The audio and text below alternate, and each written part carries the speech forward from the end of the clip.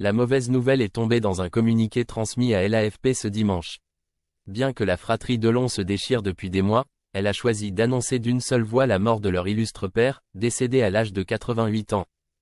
Si les trois enfants ont toujours nié que l'héritage était à l'origine du conflit familial, la fortune d'Alain Delon, estimée à plusieurs millions d'euros, interroge. Que vont réellement devoir se partager les trois héritiers? Alain Fabien, Anouchka, Anthony, ainsi que Loubo, ont l'immense chagrin d'annoncer le départ de leur père.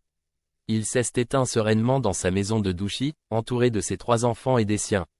Sa famille vous prie de bien vouloir respecter son intimité, dans ce moment de deuil extrêmement douloureux, a rapporté l'AFP.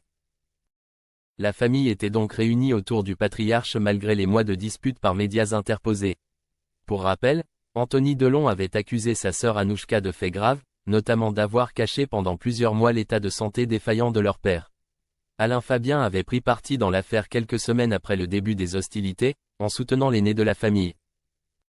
Au cœur des polémiques, sans pour autant l'évoquer clairement, la fortune colossale du guépard.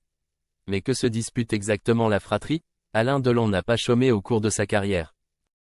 Le public le connaît en tant qu'acteur, légende du cinéma français, mais l'homme charismatique avait d'autres cordes à son arc. Producteur, investisseur ou encore collectionneur d'art, ses sources de revenus étaient multiples. Difficile de quantifier un montant exact. Les informations des sources diffèrent, estimant la fortune du comédien entre 50 et 250 millions d'euros.